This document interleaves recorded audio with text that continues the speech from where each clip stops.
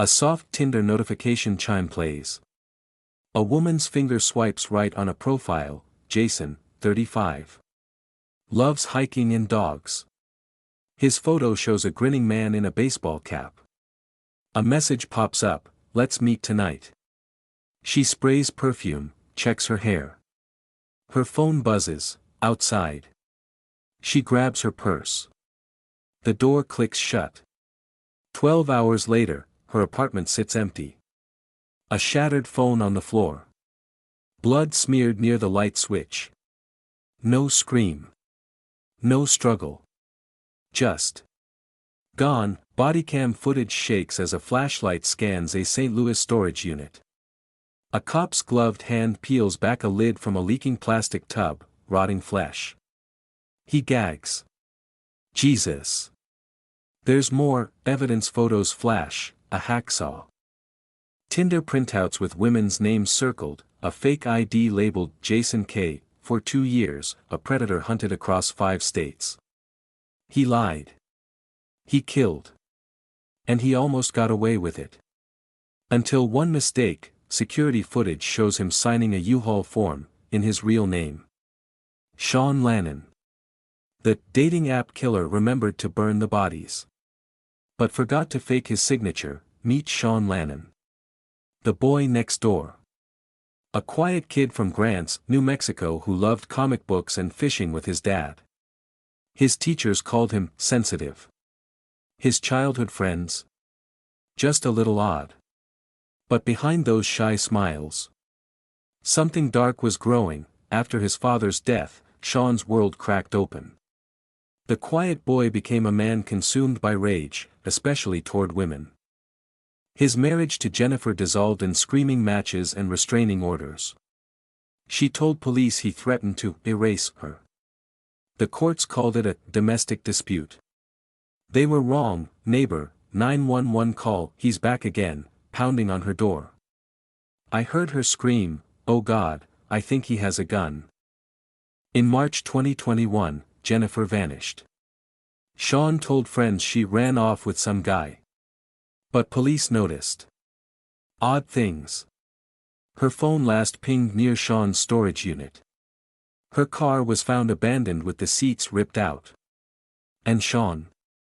He suddenly left town. Sean, she ruined me, Ma. Took my kids. Made up lies. I just wanted her to feel my pain. Without Jennifer's remains, police couldn't charge him. So Sean walked free. Straight into the arms of new victims. And this time, he had a plan. He wasn't just a husband pushed too far. He was a predator. And dating apps were his perfect hunting ground. Rebecca Landrum. A 32-year-old nurse from St. Louis. Loved salsa dancing, rescued greyhounds. And, according to her sister, always gave guys a second chance. When she matched with Jason, his opener was charming. Bet I can guess your favorite wine. She replied, try me. 2 days later, Rebecca's co-workers reported her missing. Her apartment was untouched, makeup on the sink, TV still on. Only her phone was gone. But police noticed something chilling. Sean was using her phone. While Rebecca's body rotted in a storage tub, he texted her family, pretending she was alive. Jess and Mata knew the real Sean. A childhood friend from Grants. When she refused to lend him $5,000 in 2021, he shot her in the face. Then he stole her car, her credit cards, and her identity. For months, Sean played Jesson online, liking photos, commenting on memes. Her family only realized the truth when the coroner called. Jesson's MOM, he took her life. Then her voice, Michelle, Dawn, Sarah. All met Jason for drinks. All vanished. All had their phones used post-mortem to buy time. But Sean grew reckless. A slip of the hand. A reflection in glass. The digital breadcrumbs that would finally expose the man behind Jason. March 14, 2023. Daryl Jenkins, a U-Haul manager in St. Louis, noticed the smell first. Like rotten meat. but sweeter. Then he saw the liquid, thick, reddish-black, pooling from a unit rented to Sean Lannon. When he called police, he had no idea he'd just cracked America's most bizarre serial killer case. Inside, 6 tubs labeled Christmas decorations. One had split open. A human foot in a Nike sneaker, size 7, women's, protruded from the crack. The officer's radio crackled, "Jesus. We need forensics. Now, detective." Tub number 3 had jewelry. Class rings. Necklaces. Like trophies, but Sean's fatal mistake wasn't the bodies. It was the paperwork. Taped inside the unit. His real lease agreement, signed in sloppy cursive. And in the emergency contact field, his mother's actual phone number. While Sean thought he'd covered his tracks, bleaching tools, burning clothes, he'd forgotten the digital trail. His Google search history, recovered from a victim's stolen iPad, read like a murder manual. Most damning, his Maps app. For 2 years, he'd pinned every victim's home, workplace, and dump site. A digital confession. On April 2, 2023, FBI agents tracked Sean to an airport parking lot in Phoenix. He was boarding a flight to Mexico. Wearing a victim's gold necklace, the dating app killer had outsmarted himself. And with one storage unit slip-up, his hunting spree was over. While Sean Lannon hunted women, the apps he used were making billions. Internal emails show Match Group, owner of Tinder, Hinge, and Plenty of Fish, knew about predator risks for years. Their solution? A 3-page safety guide.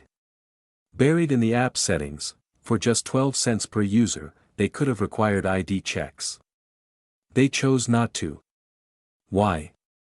Because anonymous swiping keeps profits high.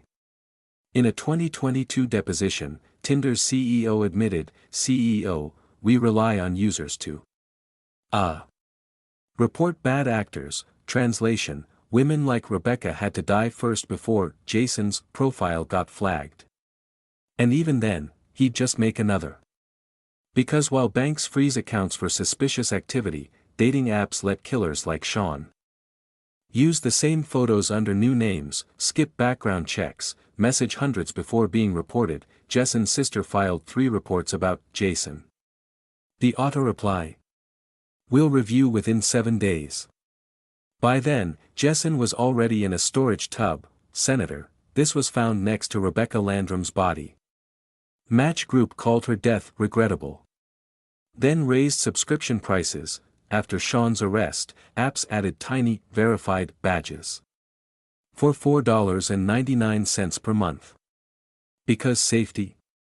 That's a premium feature. Right now, another Jason is swiping. Another predator is crafting the perfect profile. And dating apps are still prioritizing profits over your safety. But you have power. Your likes expose them. Smash that like button now.